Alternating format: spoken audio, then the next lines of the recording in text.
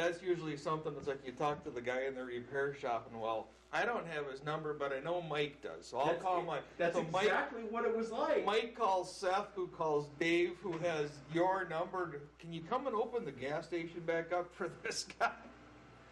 That's about what it was like. That just makes your life interesting once in a while.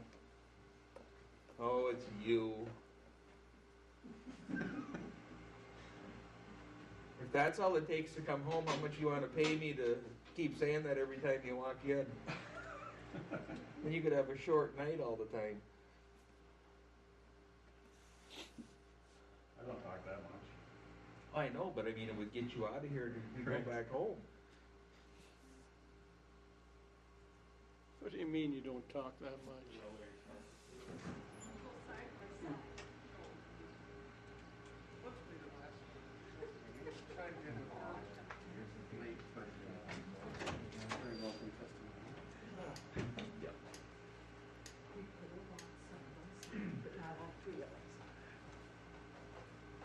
Hi, Koo, Jerry, Hello. Jerry, Koo, and Bear. Bear. I get all. Yeah, she's got you a check. I had that. You can bring it to me whenever. But I had this filled out before you informed me of the whole thing.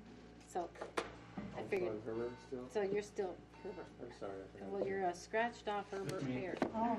We're paying off the paper guy now? Yeah, we have to do that. Probably didn't look very good.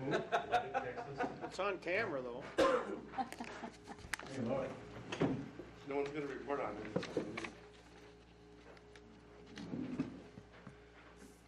I can stop at the store. See if it's tomorrow.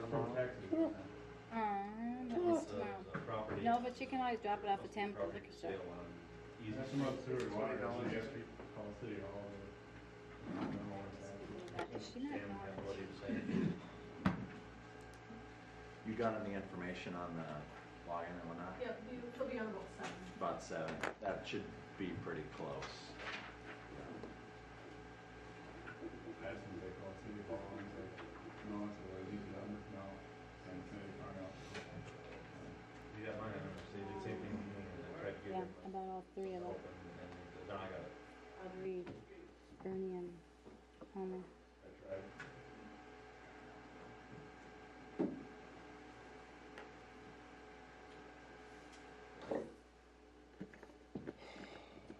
Like y'all, but I don't want to see you on it for another Monday for a little while.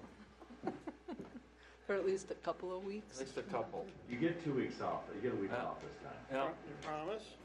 That's the 4th of July, you know. It is Well, you can come and hang out here that day, George. No, I just asked if he promised. I promise you that. That hurts. We just have to stop meeting like this on Mondays.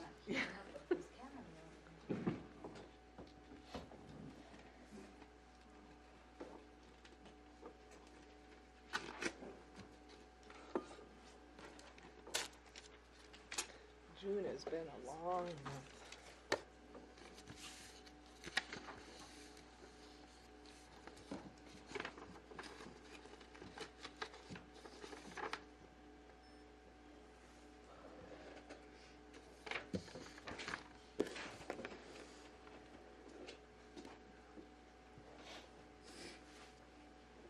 Okay.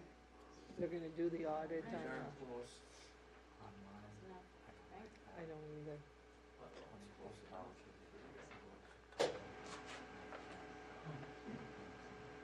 That's the way I feel, Per.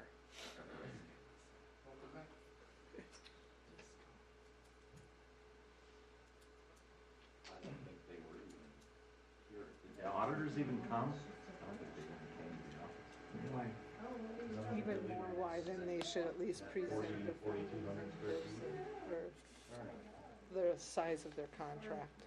That one's on me, because they asked, and I told them that they didn't have to, You but have to go to the restore.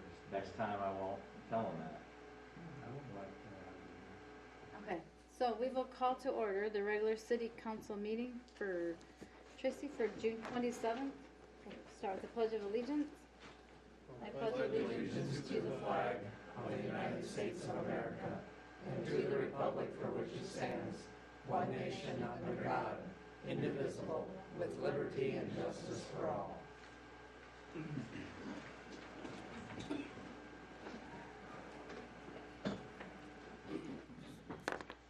I have a request of everybody today, and those of you watching, if we can just have a moment of silence. We have, we'll start with Audrey. Audrey has passed away, and she has been part of the Tracy government for 35 years.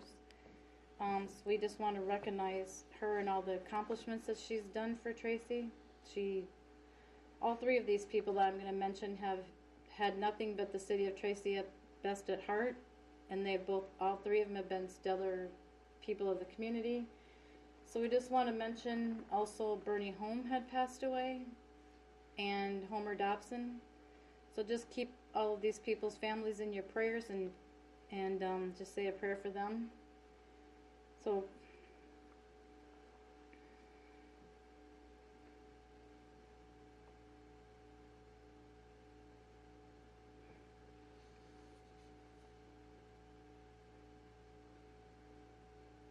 okay, we'll move on. Is there any changes to the agenda? No, everything on the agenda should be as you see it. We have no changes tonight. Rule is written. Second. First and second, any discussion? All those in favor? Aye. Opposed? Motion carries. Can we move right on to the public Yep, hearing? absolutely. Now that we published them at 6:30, we can move right on to them. Perfect. You betcha. So then we will open up the public hearing for Dave and Doreen Vanderwilly. Mayor, this is one that's easy because they withdrew the request for the information in the packet. They're not going to build the structure that they originally wanted to, and so with that, all we need to do is close the hearing. Perfect. And we will close the public hearing. The next public hearing we will open up is Ron Townsend. Ron, I don't see that. Is Rob Townsend, yes. Rob, I'm sorry. So on these variances, I'm going to have Shane, come up here and talk about them first, and then if they're here, then the applicant can also. But Shane can kind of come up and explain the one at 337 7th Street. All right, so I have a memo. It's actually same memo I gave the Planning Commission for the variance request originally. So Mr. Townsend wants to put a garage in his backyard of a property he just purchased at over on 7th Street. The address is handy here, but there we go. This is 850 at 337 7th. It's an additional 2 feet in height on the peak. The setbacks from the alley and side yards can be met. So really I think it's a 1 foot total length that he's looking at, and sidewall height of 2 feet also. There's 3 different things on his variance that he's requesting to be approved. And you're okay with all these things? Yes. If you have any questions on that for me. There'll be no snow issues. No. He meets all the setbacks from the alley. It's more or less just the peak height is 2 feet taller than the code allows for an accessory structure, and the sidewall is 2 feet too high, and that's 1 foot in length. I think it's at 137. The max is 136 in the code.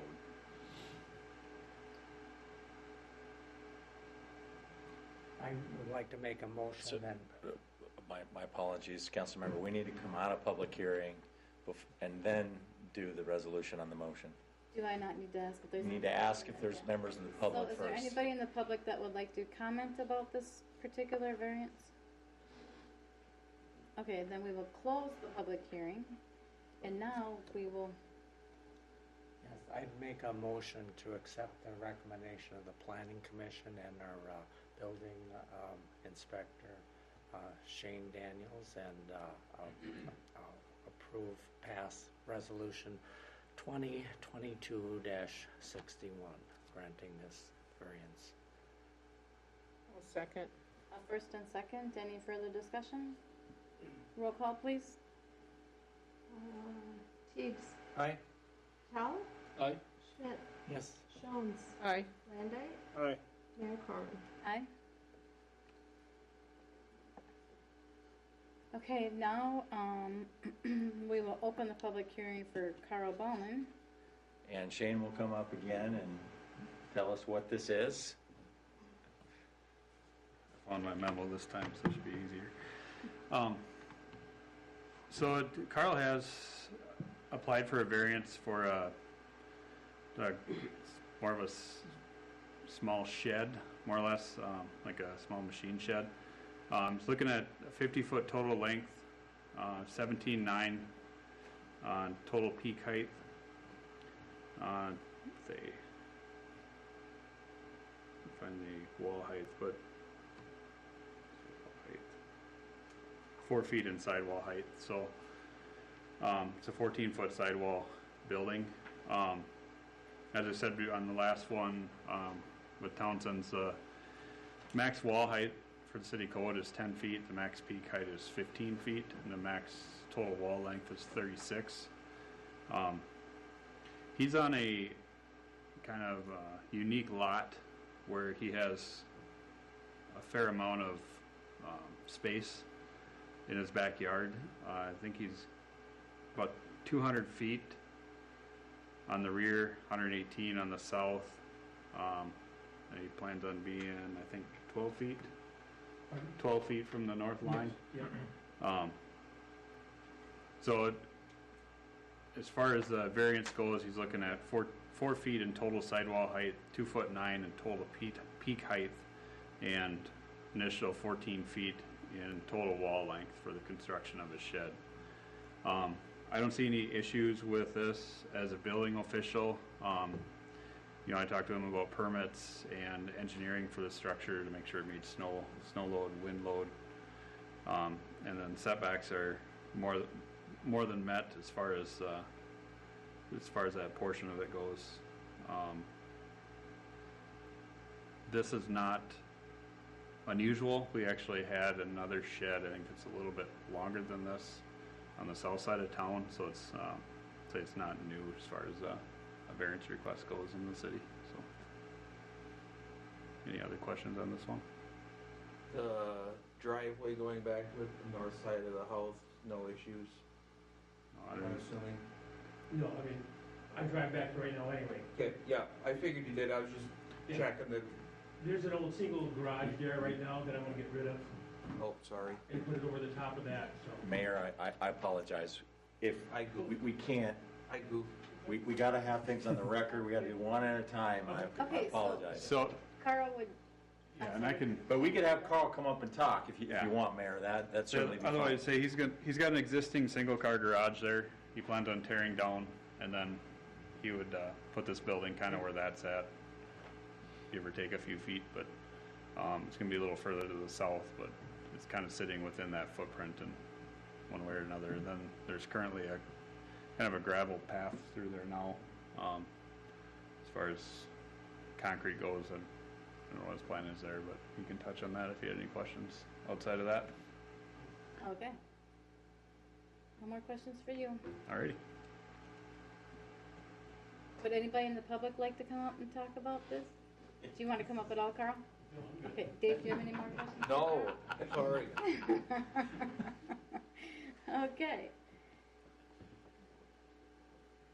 So we will close that public hearing and we will open it up for, I'll make the motion to approve variance, resolution 2022-62. Second. a first and a second. Any further discussion? Sounds like a good project. Can I have roll call, please? Landite, Yes. Teagues, Aye. Tell, Aye. Schmidt, Yes. Jones, Aye. Mayor Carmen. Aye.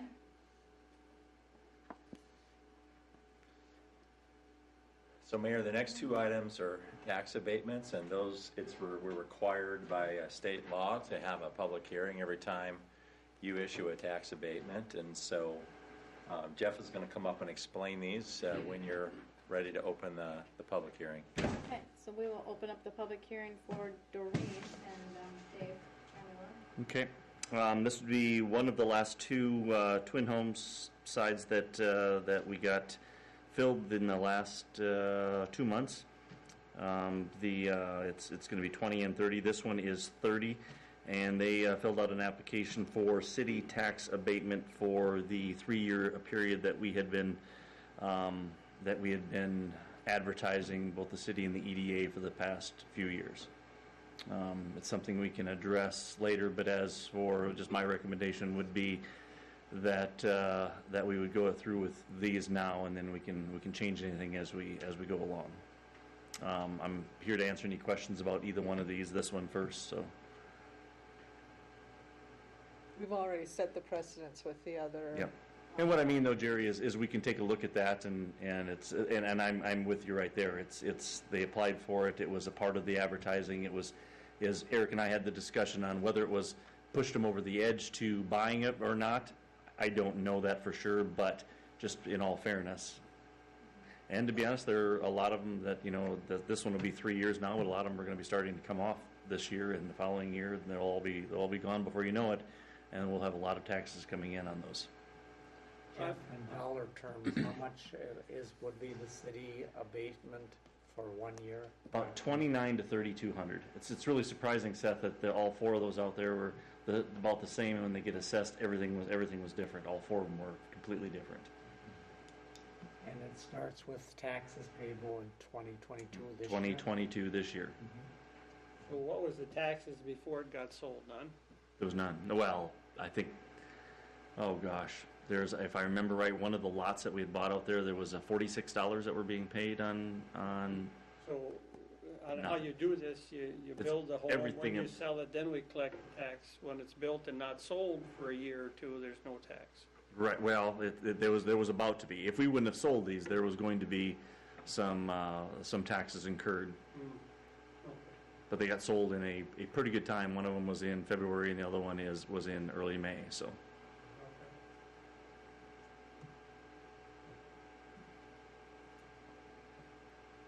Okay. Anybody from the public that would like to talk about Dave and Doreen Vanderwille's tax abatement? Hearing none, we will close that public hearing and send it back to the council. I'll make that a motion.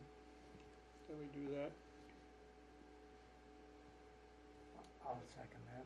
First and second, any further discussion? I think it's an excellent program to encourage new construction and ultimately broaden our tax base down the road. Roll call, please. Schmidt, Yes. Teigs, Aye. Jones, Aye. Tell, Aye. Landay, Aye. Mayor Carmen. Aye. So then we will open up the public hearing for Don and Paula. I never knew how to pronounce it. Shetler. Same thing with this one. This would be 20 Pine Street. This would be the second side of the large one that we gave tax abatement to. They moved in May, middle of May. So this will be starting 22 also, and we'll get that figured out with Krista and what they get for this year. But again, in all fairness, it was what we were advertising for when we sold these, and to all of them had seen that. So it wasn't like I was throwing it in their face going, you got to apply for this. No, it was a selling technique too. So. Okay, anybody in the public like to talk about this particular abatement? I would like to add that these two, actually all four of them that are out there now that project it's not done because we got two more sides over there, but out of those four sides we've got 4 advocates of building new facilities out there. They show their places to everybody that wants to come in, and we've gotten multiple phone calls, especially from the Vanderwilles, about more that possibly want to get built. So.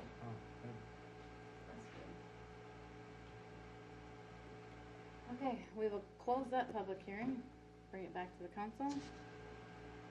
I'll make a motion to approve resolution 2022-64 for the tax abatement for the Shetlers. Second? First and second, any further discussion?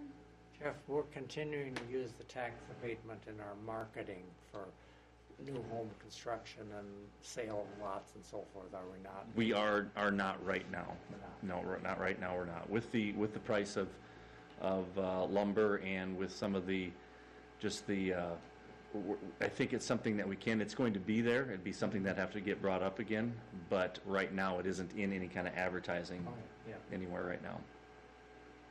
But if someone called, you would probably bring that up? Yeah, possibly? I would probably let them bring that up to me first, especially with a new one.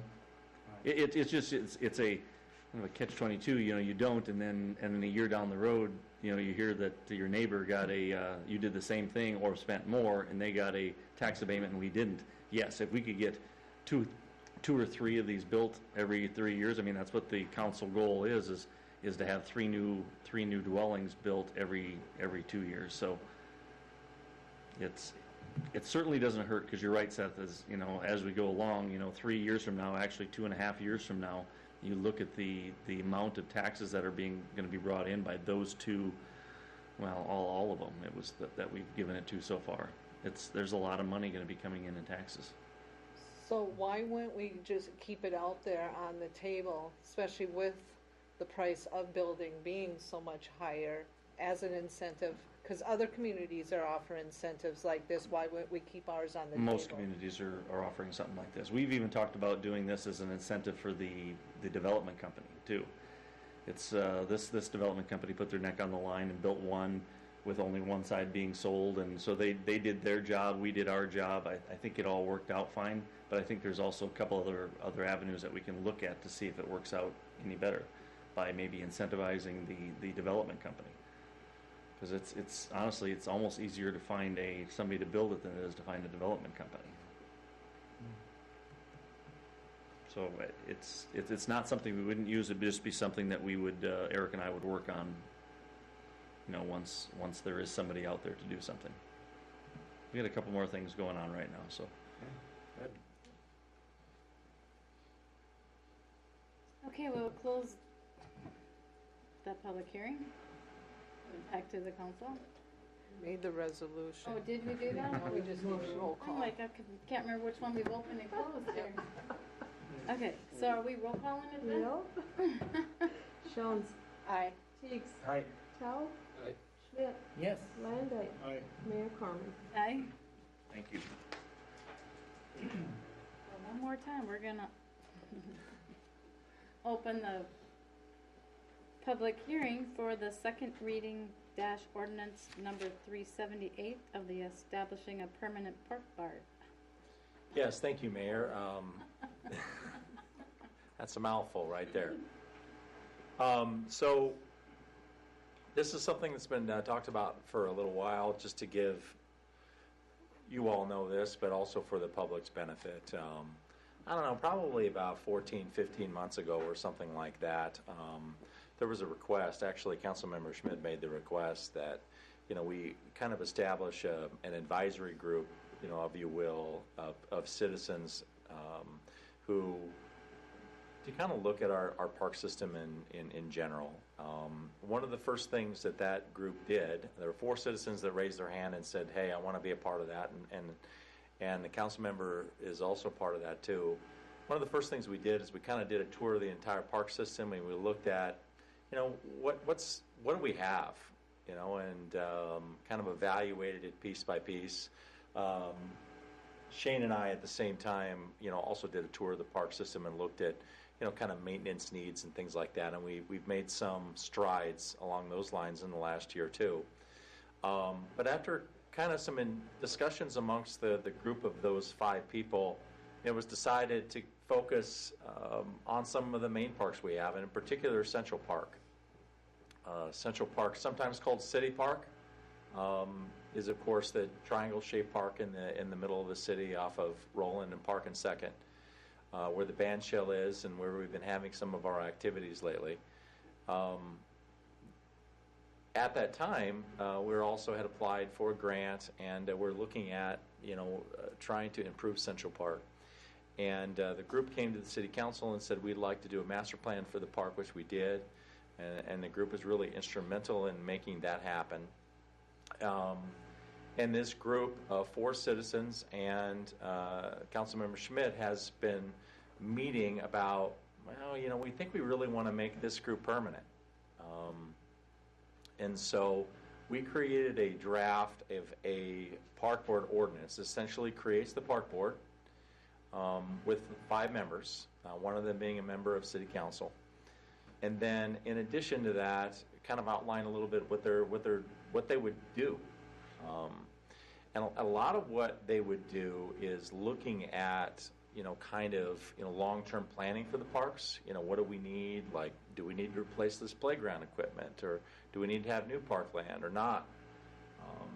The maintenance, and also one of the things that the group had discussed a lot of was, potentially private fundraising for, maybe matches for future grants, or, for maintenance in the park. Remember, we did kind of that joint project with the school, and then the Lions also chipped in, I think, about $6,000 for the new park shelters out there, and that project will be completed. We still have to pour the concrete, which we're going to do later this summer, to complete that park shelter. And so there's been a little kind of forward momentum, I guess you could say, in terms of interest in how do we refurbish the parks. This really meets, your beautification goal as a city council. It's an economic development tool at the end of the day too, because people want to live in communities that have good parks. So this ordinance essentially establishes the park board as an advisory board to you on the city council. It's not a decision-making board, but they provide advice and information to the city council and to the staff, ultimately to you as a city council. And with that, that's kind of what the brief history of this is, and what this is all about. I'd be happy to answer any questions that you might have at this point. And I see Rhonda Fredericks, who's the current chair of this kind of ad hoc committee, is here also, and I'm sure she would like to make some comments as well. But I'd be happy to answer any questions, or maybe Seth would be happy to chime in too as well. Are there any questions for me about that? I have one question, but I can wait till Rhonda. Sure. Maybe as she talks. Yeah, that's fine. That's fine. Oh, okay. Well, then I don't want to put you on the spot. I didn't know if there was anything specific. I would just like to see it be made a permanent board, because I think in applying for grants, if they realize that we're permanent, we're just not out there, they'll take us more seriously, and we'll probably get more grants and stuff. And I think more of the community will get involved too if it's a permanent type board, instead of just 4 or 5 of us just trying to make it work and that. So what? No, my question is I saw this the last meeting, and I forgot to bring it up, but I noticed the aquatic center is underneath the board. Is that their intent, was that they would be overseeing the aquatic center? They're not overseeing anything. Ultimately, the park board is advisory, but they can provide advisory information about the aquatic center, because the aquatic center is in the park. So the aquatic center will still remain like under Jeff. Right. I want to be clear. This board does not run anything. No, I understand that, but I guess I was just shocked. Not shocked. That sounds serious, but I was just surprised to see the aquatic center that expanded the realm of the committee as far as I was concerned, and I just wanted to make sure the committee members were comfortable with that. The committee reviewed the entire ordinance, actually, piece by piece. Yeah, we did. So I'll let Rhonda comment on that, but I know you reviewed it.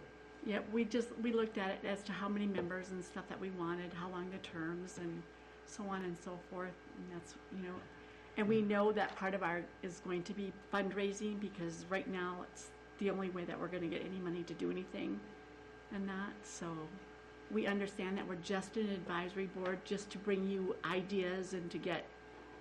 No, I didn't want it to appear that I didn't think it was an advisory committee. I understand that. I just wanted to make sure they realize that the aquatic center is under them too.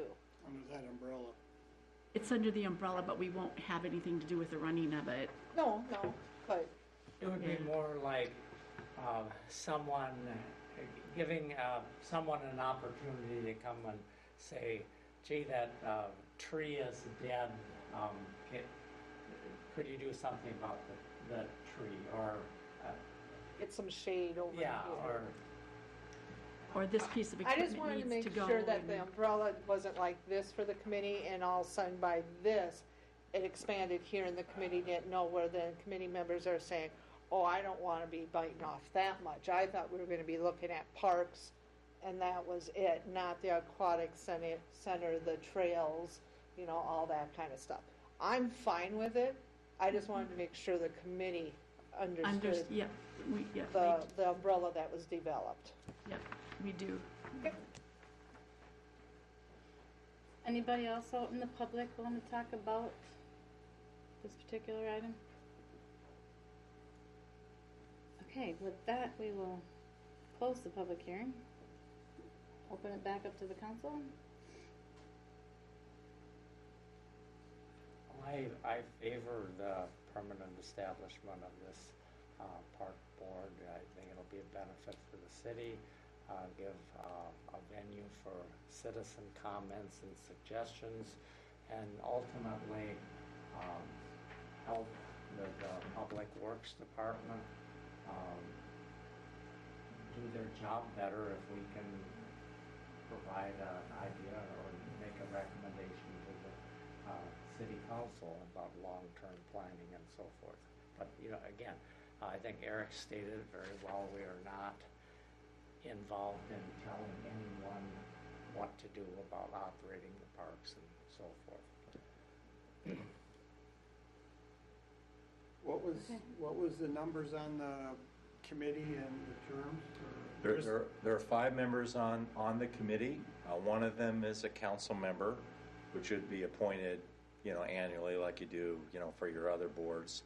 And when we come back after this is adopted, we're going to have you come back and appoint those members. I presume the current members are going to want to continue. We'll have to, they're for 4-year terms, and you'll have to stagger them. Some people will have a 2-year term to start with, and some 4, and then eventually they'll all be 4. That's how it's set out, which is similar to what you've done on other boards.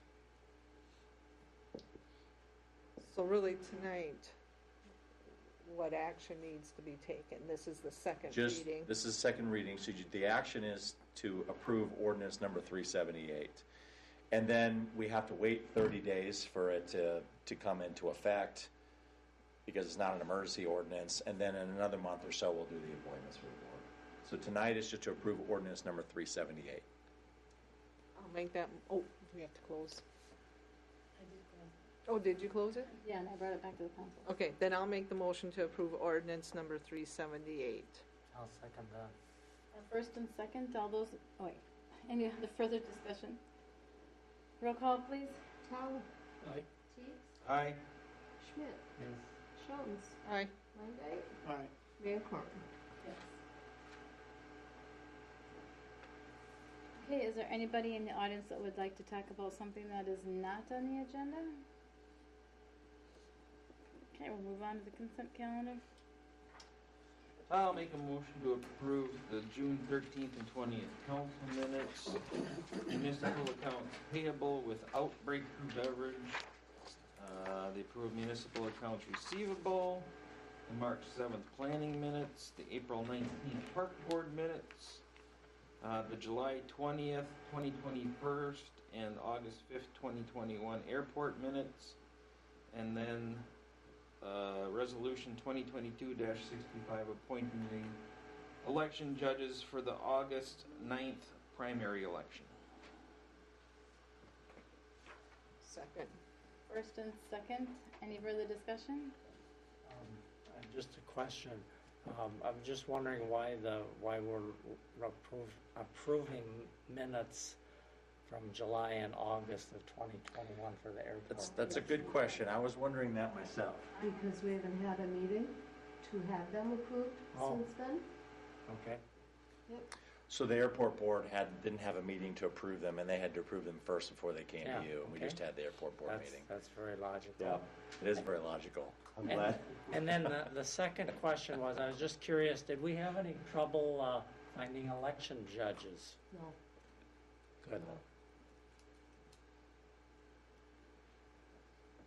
Is that normal? Pardon me? Is that normal? No trouble finding judges? Oh, no, that's not normal. I No, wondered usually about it's a that. battle. I have to Yeah. call people and beg, but no, this time it went really smoothly. Good. Would these election judges be only for the August 9th primary? Yes. Or, and so we'll have new judges for Yes. the general election? Yes. Okay. Can you use the same ones if they say? Yes. Yeah. Oh, good. For you. Okay, any other discussion about that? Roll call, please. Jones, Aye. Landay, Aye. Teagues, Aye. Schmidt, Yes? Towle, Aye. Mayor Corbin. Aye. I'll make a motion to approve the municipal accounts payable to Breakthrough Beverage. I'll second that. First and second. Any discussion? Roll call, please. Landay, Yes. Towle, Aye. Schmidt, Yes. Jones, Aye. Mayor Corbin. Aye.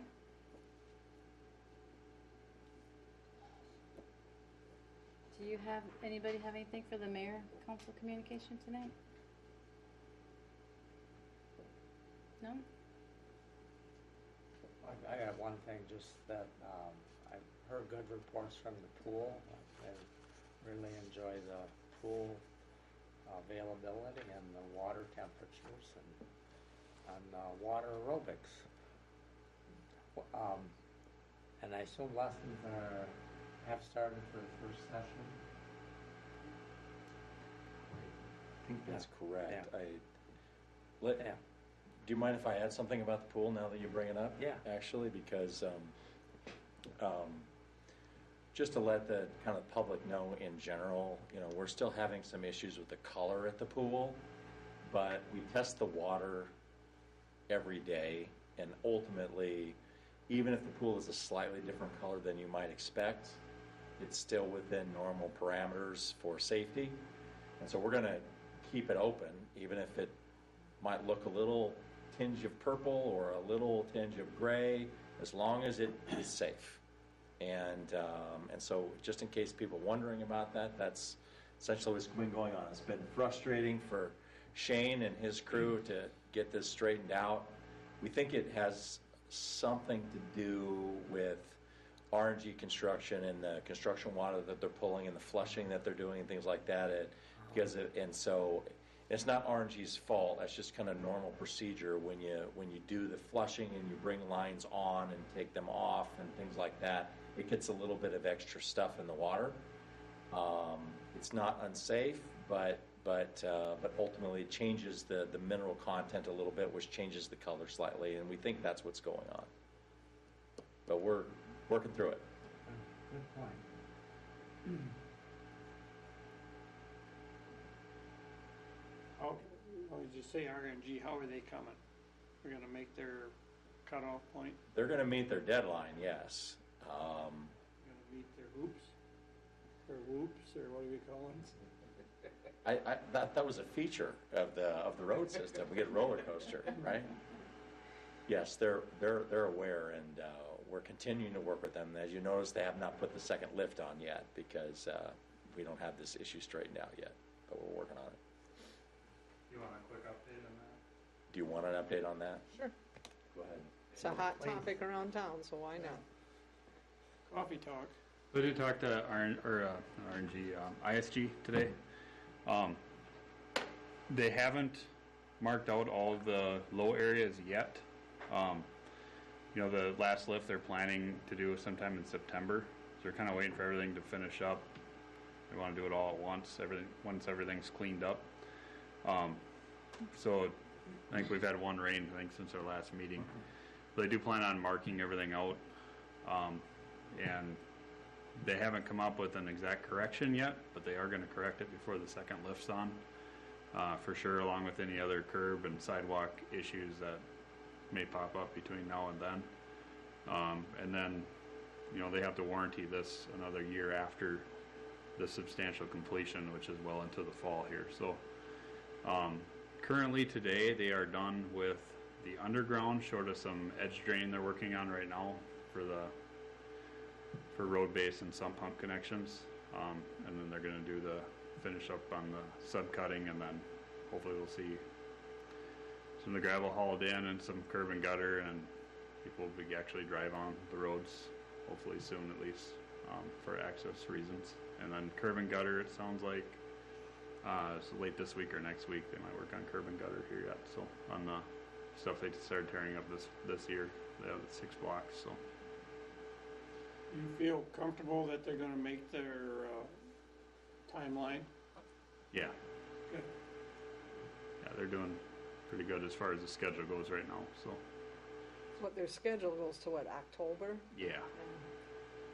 So I'm hoping it's all paved and done. And I know I'm questioning a lot of their sod they put in right before it got 102 degrees that weekend. I don't think it's going to come around personally, but they do have to, it's their responsibility to water it for the first 30 days. That 30 days has not come about yet, and it's already brown. So I know it's being noted, and we'll check that again close to the 30-day window, and we'll document everything that's currently there, so if they have to replace anything, we're covered there. So Yeah, it seems like the timing was horrible on some of that sod. yeah, I think the one day that weekend got to 98, and I think it got to 101 the next day, and I didn't see much for water getting put down for that weekend. So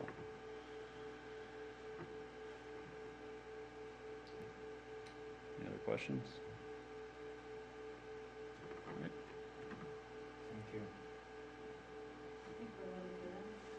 Okay, so the only item we have tonight on staff reports is everybody's favorite presentation, brought to you annually, is the audit. And we have Jason Rasmussen online from Abdo, and he has a presentation he's going to give tonight. I'm going to give Jason control. Hang on just a second. Make Jason, no, not mute. I don't want to mute Jason. I want to make Jason presenter so that he has control of this. So you're now the presenter, Jason, and so I'll let you introduce yourself and go through the presentation you have about the audit tonight, and then answer any questions that the council might have. Yeah, wonderful. I appreciate that, Eric. Appropriate introduction. That's everyone's favorite. Am I echoing pretty bad? Nope. You're going okay. Okay, sounds good. Yeah, no, I appreciate that. Yeah, I know this is everyone's favorite item of the year, so I'm glad I could do it for you guys to be present here tonight. So my name is Jason Rasmussen, and as Eric mentioned, I'm with Abdo. We were engaged to present the 2021 financial statement audit.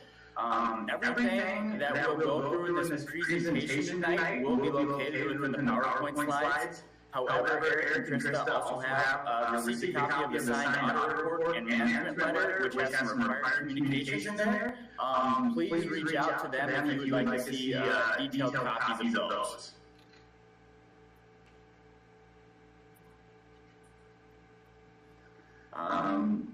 Tonight's presentation will cover 5 general areas. We'll take a closer look at the audit opinion, the auditor's responsibility, along with some fund, general fund results, government fund results, and enterprise fund results, along with key performance indicators. Starting off with the audit results, our responsibility as auditors, is express an opinion about whether the financial statements are free of material misstatement and are presented fairly. This is accomplished through a series of procedures, inquiries, and other techniques such as data analytics. Just a reminder, this is done on a test basis. We do not look at every transaction that has occurred through the year. On the auditor's opinion, the city of Tracy received an unmodified opinion. This is the highest form of opinion an organization or entity can receive. It's the clean opinion.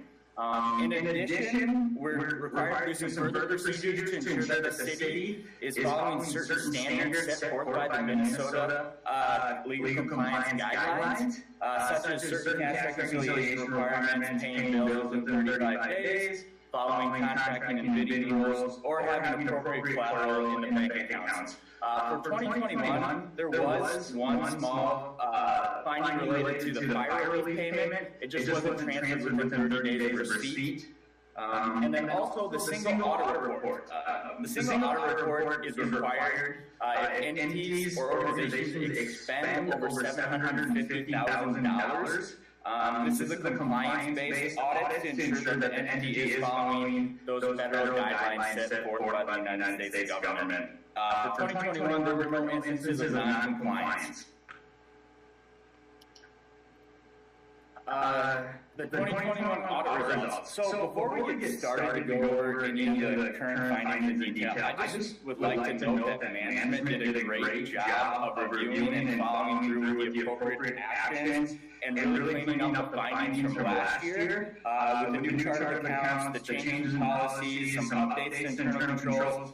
This allowed a lot of the findings to be cleared, or from this situation, the findings got cleaned up. The city did have 3 findings, 2 related to internal control and 1 related to legal compliance. Starting out with the limited segregation of duties, ideally a city would have 4 or more employees within one office to be able to appropriately segregate the duties and minimize the risk of material misstatement and or fraud. However, the finding was specifically related to there's some controls in the liquor store just because the department head of the liquor store, the liquor store manager, has a lot of control, and there's not a lot of segregation of duties. However, just given the size of the city, I'm not saying that there's illegal activity going on, it's just given the size of the staff that work at the liquor store, there's just some risk there, along with some items related to utility billing. I discussed with Krista that we can further discuss some areas of improvement this summer, and so I will touch base with her about that over the coming months. The other finding is related to material audit adjustments. Realistically, we only provided a few audited adjustments this year, and that was great progress from the prior year. So we really appreciate management's help on that end. But just to ensure management, we recommend to review, those kind of those final year and closing entries to ensure that, all adjustments are caught to prepare that final trial balance for the audit. But overall, we really appreciate how things have gotten improved over the year. And then the final legal compliance finding is related to fire relief payment. The city has 30 days in receipt of that payment from the state to send that over to the Fire Relief Association.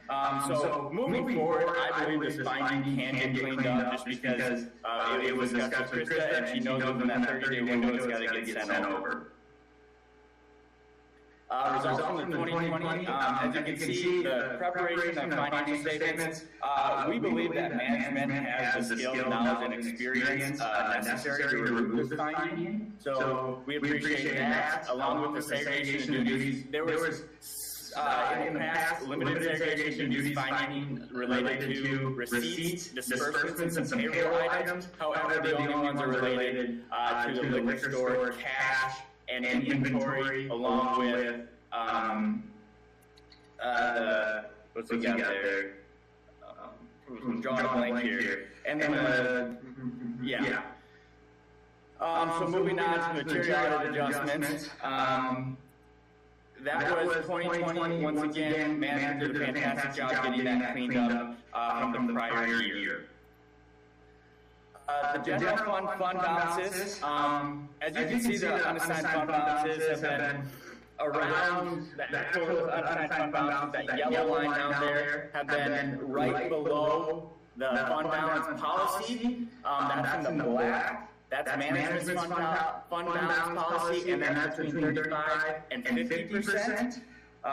We, along with the League of Minnesota Cities, are basically, this is not a requirement, it's just a suggestion, and so that target is right within what we believe. So that's a good target to have. However, we just like to note that there was a decrease over the, that has been falling off since 2018, but in 2021 we've seen a small increase. So just to continue to keep an eye on that, and we always like to note that general fund should just be used for general operations, which the city has been doing.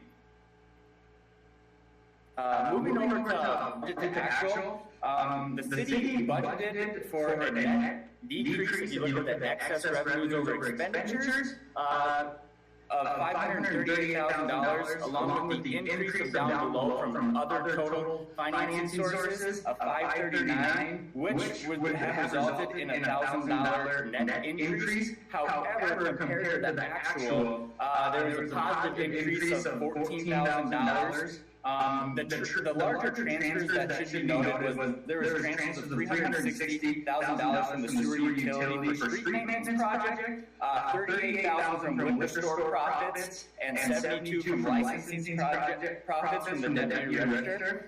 So once again, positive note, there was a positive increase. If you look over at the variance with the final budget of revenues and expenditures, there was a positive increase of $54,000. There was some extra grant dollars that came in from state and federal grants, along with larger positive variances within the streets and highways and public safety. Just a reminder, it's always positive when the actual amount of expenditures come in right within or below the budgeted operating expenditures. Moving over to the general fund revenues by type, taxes will reflect the levy increase, intergovernmental funds decrease related to CARES from 2020 to 2021. That was $160,000 for the coronavirus relief funding, and then 2019 there was $255,000 of FEMA dollars. So that's why that decrease of those intergovernmental funds has been decreasing over the years. One item that I do want to bring up, the American Rescue Plan funding. Is a little, it's not being reported in the general fund, but I'd just like to give some insight when we're talking about some COVID dollars. Just a reminder that the American Rescue Plan fund dollars do not have to be obligated until 12/31/24 and don't have to be spent until 12/31/26. The city received a little over 113 for 2021, and they should, I believe, this week, if they haven't got it already, get in the second round of funding. So there's some options there to spend those fundings, and if management has any questions, or if any of the council members have any questions on, what the funds can or can't be spent on, please feel free to reach out to us, and we'd be happy to answer any questions. The other is the transfers in, as mentioned in the last slide. Those transfers in relate to some from the street for a project, and then liquor store profits and licensing fees. The general fund expenditures by types, these always vary year to year, especially this year when it could have been a chart of accounts when things were being tracked. Could have been tracked a little bit more specifically. The departments could have new accounts, so that's one thing that could, but for the most part, the accounts lined up with the prior year. However, we did see some new accounts to track those. Within the general, as you can see the increase from 2020 to 2021 general government, The increase is related to some software, IT, advertising, and insurance. I also do want to note, though, with that, yeah, there's a large uptick, but it was within the budgeted amounts for that department type, actually $20,000 less than the budgeted amount. And then the other department to look at is the public works. That was actually within its budget, and there was a positive variance of $44,000. So yes, it does on the screen look like there are upticks. However, they're within the budget that was noted. Moving over to capital project fund balances, now we'll touch base on our other governmental fund results. As you can see, one of the major funds, the Phase 3 Street Project, the project is progressing and funds continue to be spent. As noted in the financial statement disclosure, there's roughly $2.2 million remaining on this commitment for this project. Along moving down, if you see the hospital fund, a decrease of $155,000. These are some building costs. Given the agreement between the city and the hospital, these funds are not capitalized on the city's books, so they just show up as expenditures and decrease fund balance. Moving over to special revenue funds, decreases in the CDBG, the EDA.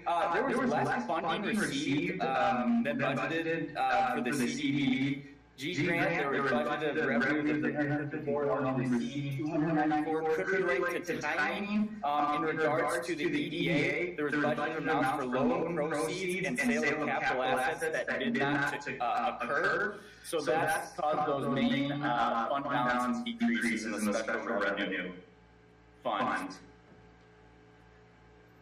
Moving over to the debt service funds, these graphs identify all debt service funds within the city. Bonds were last issued in 2019. However, I did read in the minutes that in the spring there were some temporary bonds issued in the amount of $8.4 million over 3 years. The thing to note here is that with that number, you'll see that decrease and drop off in 2026 based upon the graph. So if there was any additional projects or any items along that, the city could start bonding, or it would have to require a levy increase, or possibly looking into gap funding, where some of the general fund capital reserves are used to help keep the levy even. Just something to look into if that is the case. Moving over to the enterprise funds, when we look at each of these enterprise funds, we'll be looking at them in terms of cash flows. The intent of the enterprise funds are to provide sufficient revenues to at least cover its expenditures. So first in the graph, we'll talk about the water fund. The water fund receipts over the last 4 years have been able to cover its current operation and its debt payments. And also the fund balances over the last 3 or 4 years have covered its target balance with the target balance, the service payment, plus the operating cost of that year. So healthy enterprise fund in that regards. Moving over to the sewer fund. Sewer fund has had basically its receipts every other year to be able to cover its debt payments and operating costs. The reason you see the black box increase in that bar graph is there were higher principal and interest payments based upon the schedule for this enterprise fund. However, you can note below the cash of the fund balance that the cash increased for larger projects, and now it's decreased in 2021. Storm sewer, small amounts of revenues and expenses noted within the storm sewer, like the sewer fund before, higher principal and interest payments based upon the schedule for the bonds, and also over the last 3 years have been above target balance, which would be that debt service payment plus 50% of the current operating costs. Moving over to the liquor fund, has been operating at a break even in 2018 and 2019. However, in 2020 and 2021, we saw large increases in revenue, and then able to kind of get away from just that break even and, you know, kind of turn the corner there and have some profits there. 2021 continued on that positive note, even with the transfer of $37,000 out of the liquor store fund, there still was about $20,000 of cash in that unrestricted fund balance sitting in this liquor store fund. Moving over to the statewide averages and the city of Tracy, these liquor store statewide averages are based upon 2020 information as the state has not released the updated reports. However, one item I'd like to point out is gross profit. Tracy is down here below, and the city and the state averages are above. The gross profit is above statewide averages. And then other expenses. So with that, just continue to monitor the cost within the liquor store. As you can see, you know, the operating expenses are about twice as much as the operating of the state averages. However, in terms of income for transfers for the city, 2020 was 2.3, and now it increased, you know, by 4%. So, you know, positive note that there was an uptick and kind of got it back on track to where it was during 2018.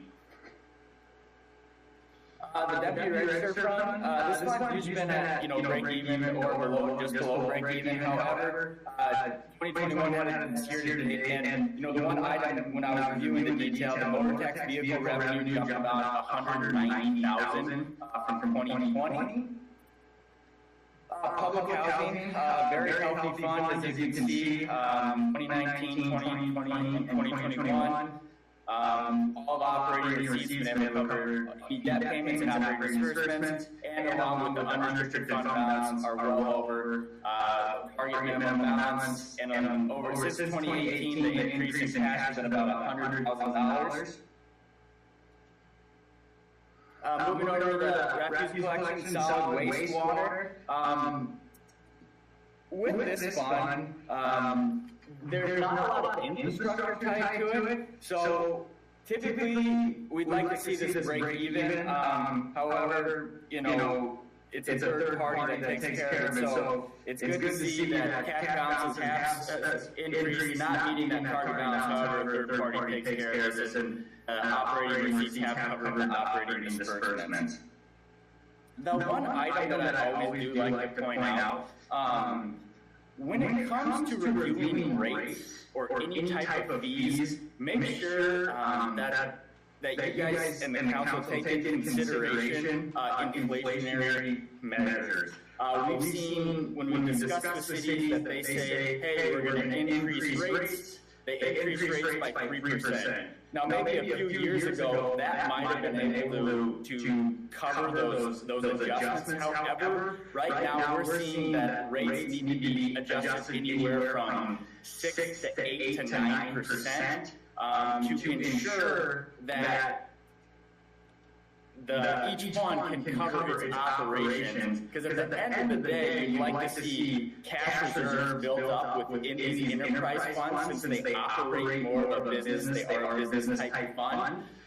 So you have to cover those inflationary measures to ensure that the city then can plan for future infrastructure or for future expenditures down the road, and then they have cash reserves built up. So just as plain English, make sure that rates are adjusted, they are covering inflationary measures.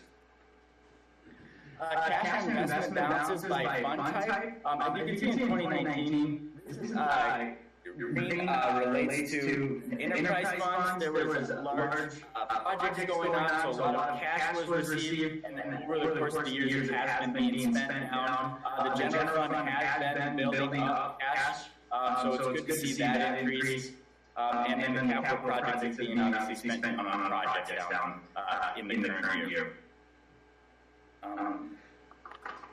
Lastly, for this presentation, we'll review some ratio data that compares the city of Tracy to other cities within the county and within to other cities within the state of Minnesota, Class 4 cities. Unfortunately, as you can see, there's NNA in 2021. The state does not release that information to us. But based on the trend, I would expect any major changes between what we're seeing within the graph. If you see the tax rate, you know that the tax rate has been consistent. The tax rate is technically higher within those in the county and Class 4 cities, but moving over to the taxes per capita, it's right below cities within the class and slightly above cities within the county. However, it's good to see tax rate consistency. We always like to see cities that establish a tax rate that they're comfortable with and that's in line with the budget and what they need to do. But always know that adjustments can be made if needed. Expenditures, nothing too concerning to note here. You just want to keep an eye on this as you issue debt in the future. You want to try to keep these lines somewhat flat. So obviously, when the debt was issued in 2022, next year in this graph, don't be surprised if you see, a spike like it was in 2019 and 2020 with debt. To remind you, as mentioned earlier, 2026 is the next year when debt really falls off. Expenditures, current expenditures have always been in line for 2021 with budgeted amounts, nothing concerning. The capital expenditures will vary based upon large projects going on within the city. A city might have a project going on, in the span of 5 years, and the city, in the same county might not have any project going on. So it largely varies, nothing too concerning. As mentioned before, expenditures are consistent with budgeted items. Expenditures per capita.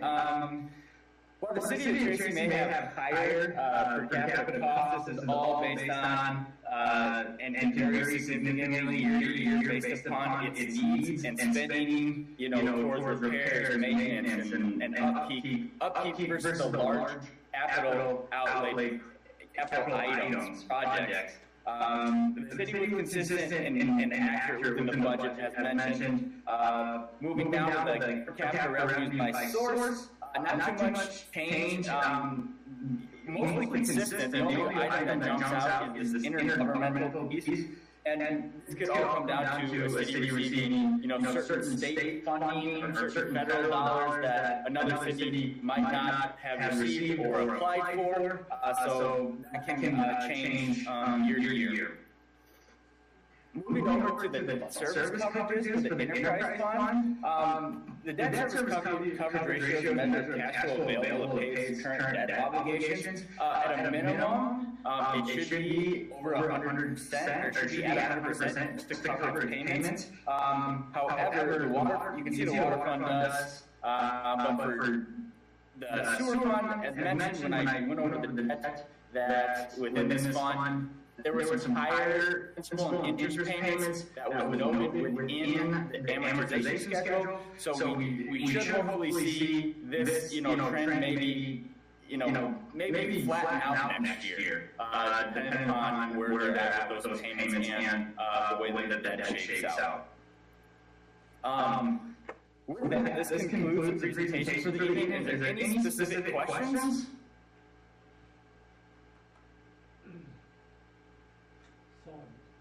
Jeff, do you feel like our utility rates are adequate at present, not considering the inflationary factors that we're facing in the future?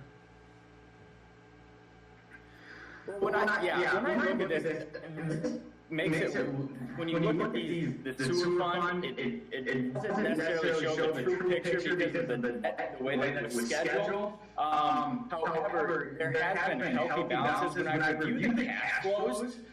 There has been positive variances in there. There is, we offer a service to review utility rates. I'm not saying that's something that, you guys would need to do, but if that's something you're interested in, that lays out detail of how to gradually increase rates and can give you somewhat of a long-term plan to determine when rates should be increased. However, looking at these, enterprise funds, for the most part, all of them have, healthy fund balances within them.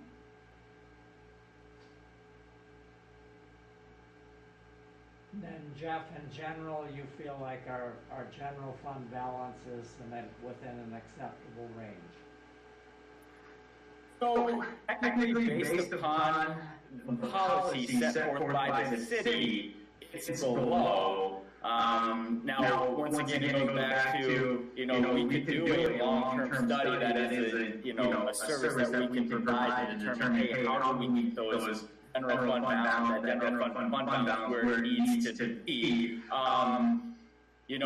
One of those general fund balances overnight just doesn't drop, dramatically. As you can see here, it was consistent 2017, 2018, dropped about 5%, about 5%, now increased 2%. So, with that, depending upon the budget, there's a kind of an outlier right here. If you look at 2020, it's increased by about $800,000. Now I would be surprised this year if things continue on the uptick with an unassigned general fund balance that increases to 30%, given the $200,000 decrease in the overall budget item within the general fund. So at the current state, the city isn't technically within its fund balance, but I foresee it increasing in 2020, barring nothing unusual happening. So you don't foresee any cash flow concerns for the city's general fund? Within the general fund, I would have to take a further look. But I know that I think Eric would be able to answer that. Is there anything, I guess, within the general fund that's happened out of any budgetary measures so far? I think we're on track to add fund balance this year. Yeah. And ultimately, what we've been trying to accomplish is build some more cash in the general fund. Since I've been here in the last couple of years, and you're kind of seeing the effects of that a little bit. 2020 was kind of a weird anomaly in the general fund. It's one of the things that I kind of noticed, when I first got here, and there wasn't a city administrator when the budget for 2020 was put together, and so ultimately we did what we could in 2020 to kind of bring some of those costs under control, and didn't spend as much money as we had anticipated, and have been working to kind of rein in spending over the last 2 years, and you're seeing that kind of in this context, where the fund balance is increasing a little bit. You're going to probably see it increase a little bit this year. I think it's is 40,000 what our budgeted number? I don't remember what the number is off the top of my. I think it's something like that, but we're anticipating that we're going to need to try to do some of that because as you know, we're heading into some more difficult budget years.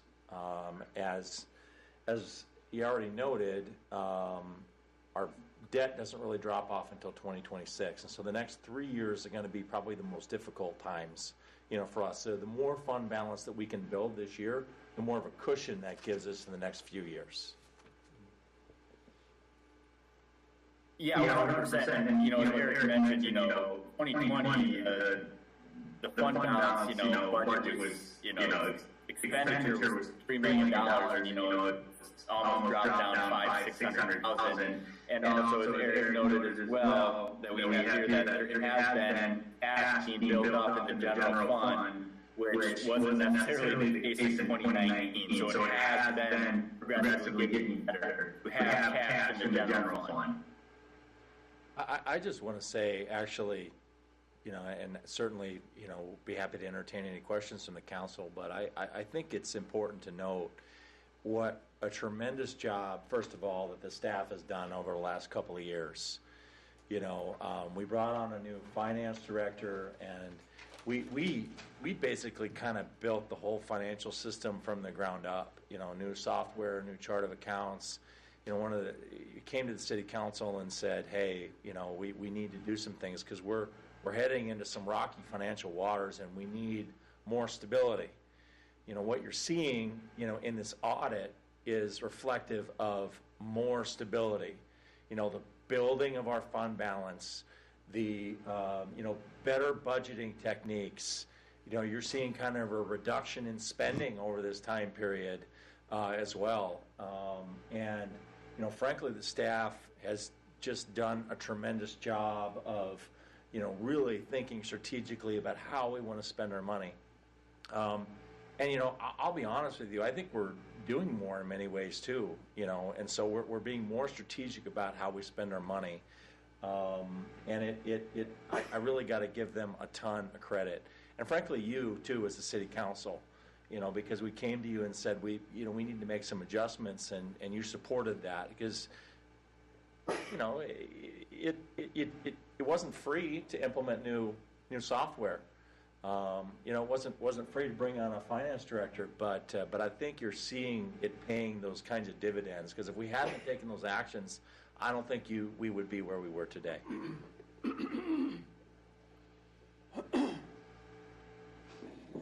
Good job. Yeah, Chris has done a great job. The whole staff. Yeah, 100%. And I can speak on behalf of the audit. This was my first audit with the city of Tracy, and I thought it went very smooth. The staff was very timely in response, and, you know, when we asked the question, you know, they provided correct information for us, so it wasn't a back and forth. So once again, we really appreciate working with the city and being able to serve the council and the citizens.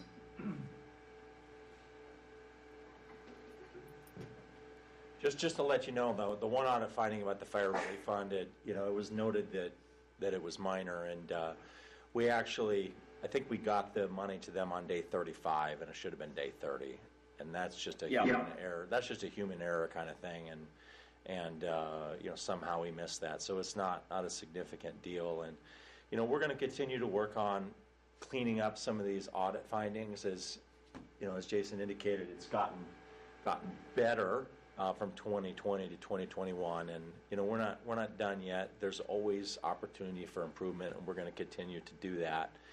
And I think Krista noted too that I know Jason probably isn't going to like this part of it, but you know, what we're paying out to Abdo in 2021 and 2022 is less than in the previous years too.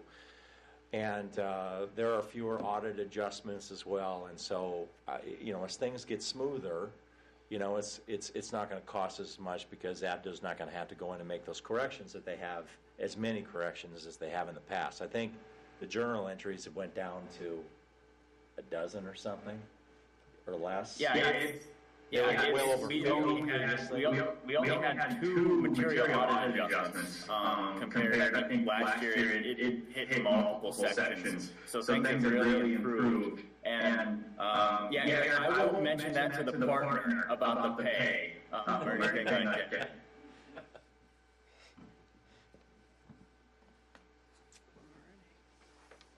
With that, we'd be either myself or Krista. If you have questions for her or Jason, we'd be happy to answer any more questions about the annual audit financial report.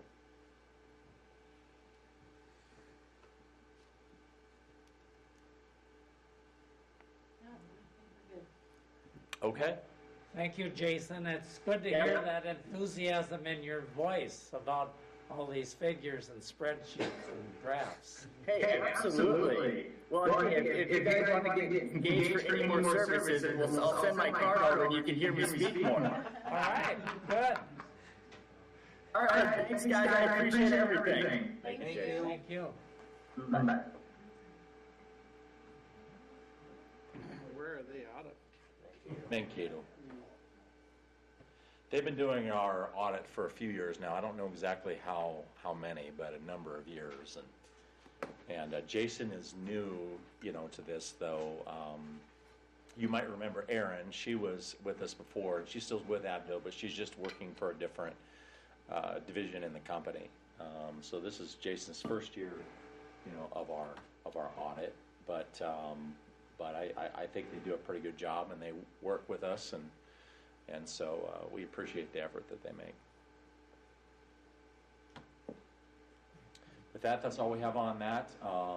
You know, per your request, because we've been having some long meetings, you asked not to have verbal reports from the department heads this week.